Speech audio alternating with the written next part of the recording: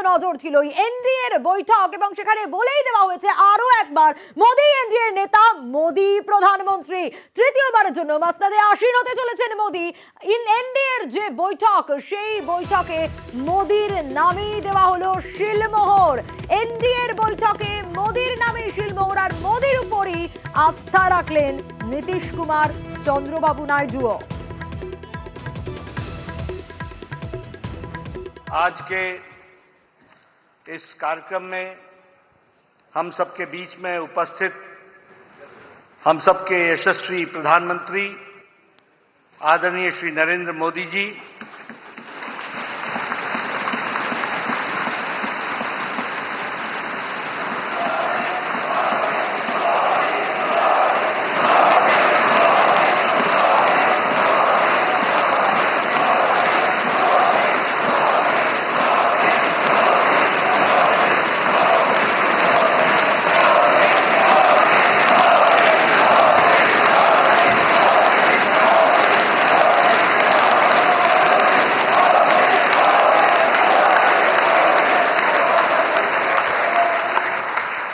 ये अलायंस, गठबंधन, ये हमारे लिए कंपल्सन नहीं है, बल्कि हमारा यह कमिटमेंट है कि भारत देश विकसित होने के साथ साथ समूचे विश्व को नेतृत्व और नई दिशा देने का सामर्थ्य रखता है। और मैं मानता हूं कि इस काम को और अधिक आज के इस कार्यक्रम में हम लोगों को तो अब लगता है कि अगली बार जो आप आइएगा ना, तो इस बार हम देखें कि कुछ इधर उधर कुछ जीत गया है, अगली बार सब हारेगा, हमको पूरा भरोसा है। तो इसीलिए हम लोग तो पूरे तौर पर हर तरह से जो आप चाहिएगा उस काम के लिए हम लोग लगे रहेंगे और हम मिल करके सब लोग चलेंगे और हम लोग पूरा आपके साथ रहेंगे और आप पूरे देश को कितना आगे बढ़ाएंगे, ये बहुत खुशी की बात होगी।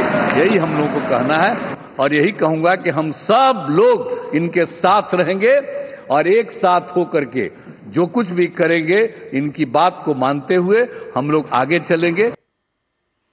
আর এনডিএ এর বৈঠক, সেখানে মোদির নামে শিলমোহর। মৈত্রেয়ী আমাদের প্রতিনিধি রয়েছেন আমার সঙ্গে।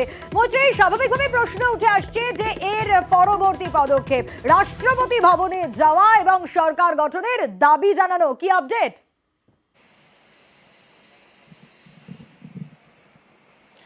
দেখো, এখনো পর্যন্ত যেটা আপডেট পাওয়া যাচ্ছে যে সরকার গঠনের জন্য যে প্রয়োজনীয় দাবি সনদ সেটা পেশ করা হয়েছে রাষ্ট্রপতির কাছে এবং সব ঠিক থাকলে আজকে সন্ধ্যাবেলাতেই রাষ্ট্রপতি তিনি এনডিএকে আহ্বান জানাতে পারেন সরকার গঠনের জন্য। আজকে কিছুক্ষণ আগেই আমরা দেখি পার্লামেন্টের সেন্ট্রাল হলে, যেখানে সমস্ত পার্লামেন্টারিয়ানদের সঙ্গে একটি বৈঠক ছিল এবং সেই অত্যন্ত গুরুত্বপূর্ণ বৈঠকের পর নরেন্দ্র মোদীকে নেতা হিসেবে চিহ্নিত করা হয় এবং তারপরেই কিন্তু নরেন্দ্র মোদী তিনি বেরোন এবং অন্যদিকে অমিত শাহ, রাজনাথ সিং, চন্দ্রবাবু নাইডু সহ একাধিক শীর্ষ নেতৃত্ব তারা গিয়ে পৌঁছান রাষ্ট্রপতি ভবনে এবং সেখানেই এনডিএর হয়ে সরকার গঠন করার সেই প্রস্তাব জানানো হয় রাষ্ট্রপতির কাছে, সেই প্রস্তাব পেশ করা হয় এবং তারপরে এখনো পর্যন্ত রাষ্ট্রপতি ভবন সূত্রে যেটা জানা যাচ্ছে যে সব ঠিক থাকলে আজকে সন্ধ্যাবেলাতেই রাষ্ট্রপতির তরফ থেকে সরকার গঠন করার জন্য আহ্বান জানানো হতে পারে এনডিএকে। ইতিমধ্যেই আমরা দেখি যে এই প্রসেসটা হয়ে গেলে এবং সরকার গঠনের যখন তিনি আহ্বান জানাবেন তারপরে তাদেরকে নথি পেশ করতে হবে যে কতজন তাদের যে সাংসদ সংখ্যা রয়েছে সেই সাংসদ সংখ্যায় তারা অ্যাবসলিউট মেজরিটি পার করতে পারছেন কিনা এবং সেটা হয়ে গেলেই তারপর সরকার গঠন করা হবে এবং সেই অনুযায়ী শপথ গ্রহণের কথা জানাবেন রাষ্ট্রপতি।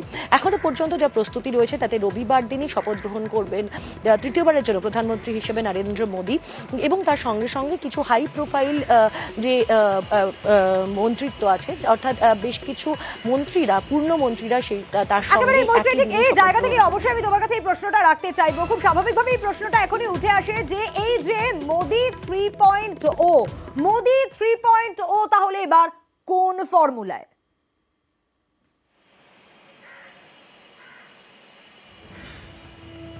দেখো মোদি 3.0 ফর্মুলা কিন্তু একেবারে বলা চলে যে আজকে যে ফর্মুলার দিক নির্দেশ কিছুটা বেঁধে দিয়েছেন নরেন্দ্র মোদি, তিনি যখন বক্তব্য রাখছিলেন তখনই সেক্ষেত্রে কিন্তু দাঁড়িয়ে সবার কথা একসঙ্গে বলা হয়েছে। অর্থাৎ যে জোট করার সবসময় পক্ষপাতী ছিলেন না, সেই জোটই এখন এনডিএ সরকারের ভরসা এবং সেই জোটের সবার সাথে মিলিয়ে একসাথে কাজ করা এবং সেই কাজ করে এগিয়ে যাওয়া, দেশকে এগিয়ে নিয়ে যাওয়া, আরও ডেভেলপমেন্টের দিকে এগিয়ে নিয়ে যাওয়া, এই লক্ষ্যে এগোনোর কথাই কিন্তু আজকে নরেন্দ্র মোদী বলেছেন। এবং সেখানে বারবার আজ তার কথায় প্রত্যেকের কথা, একসঙ্গে সবাইকে নিয়ে কাজ করার কথা, সবাইকে ভরসা দেওয়ার কথাই কিন্তু শোনা গিয়েছে যে তার যারা জোট সঙ্গীরা রয়েছেন তাদেরকে নিয়েই যে নরেন্দ্র মোদী কাজ করবেন সেই ভরসা দেওয়াটাই কিন্তু শোনা গিয়েছে। ফলে একদিকে জোট সঙ্গীদেরকে বার্তা দেওয়া এবং অন্যদিকে জোট সঙ্গীদের সঙ্গে নিয়ে তাদেরকে সমান গুরুত্ব দিয়ে এই আগামী দিনে সরকার পরিচালনা করা, সেই বাধাই কিন্তু, সেই দিক নির্দেশই কিন্তু আজকে নরেন্দ্র মোদী করেছেন এবং সেটা সম্পূর্ণটাই হবে হচ্ছে মোদীর গলায় এনডিএর জয়গানই কিন্তু শোনা গেল আজ। एक तरफ एनडीए रखूं, दूसरी तरफ भारत के लोगों के सपने और संकल्पों को रखूं, तो मैं कहूंगा NDA, new India, develop India, aspirational India. Hindustan की राजनीति में गठबंधन के इतिहास में प्री पोल अलायंस इतना सफल कभी भी नहीं हुआ है जितना कि एनडीए हुआ। और ये गठबंधन का विजय, हमने बहुमत हासिल किया है। सरकार चलाने के लिए बहुमत आवश्यक है, लेकिन देश चलाने के लिए सर्वमत बहुत जरूरी होता है। ये सबसे सफल अलायंस है कि 5 साल का टर्म होता है। इस अलायंस ने 30 साल में से 5-5 साल के 3 टर्म सफलतापूर्वक पार किए हैं और अलायंस चौथे टर्म में एंटर कर रहा है। ये सत्ता प्राप्त करने का या सरकार चलाने का कुछ दलों का जमावड़ा नहीं है। राष्ट्र प्रथम की मूल भावना से नेशन फर्स्ट के प्रति कमिटेड वैसा ये समूह है। शुरू में शायद असेंबल हुआ होगा, लेकिन आज मैं कह सकता हूं कि भारत के राजनीतिक व्यवस्था में एक ऑर्गेनिक अलायंस है।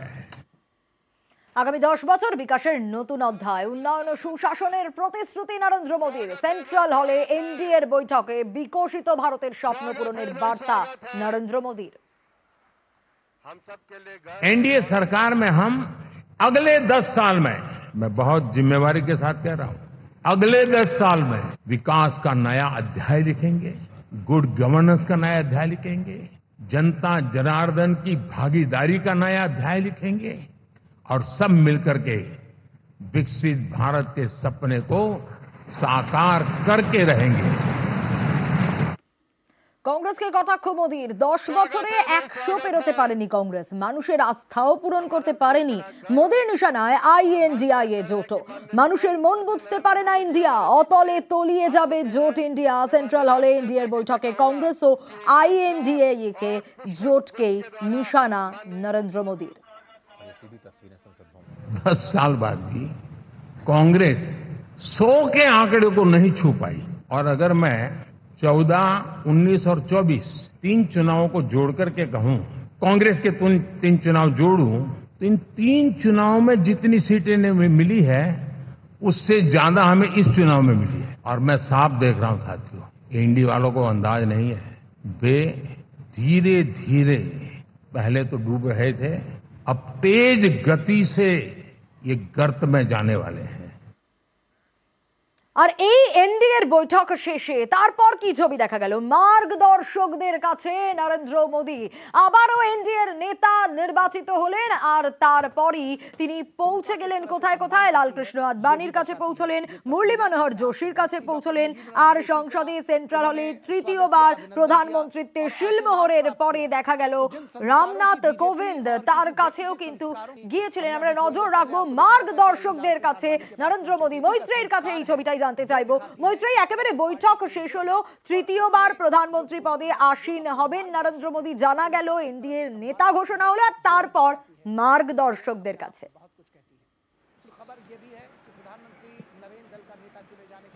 একেবারে দেখো তারপর মার্গদর্শকদের কাছে তিনি গেলেন এবং তাদেরকে শুভেচ্ছা জানালেন।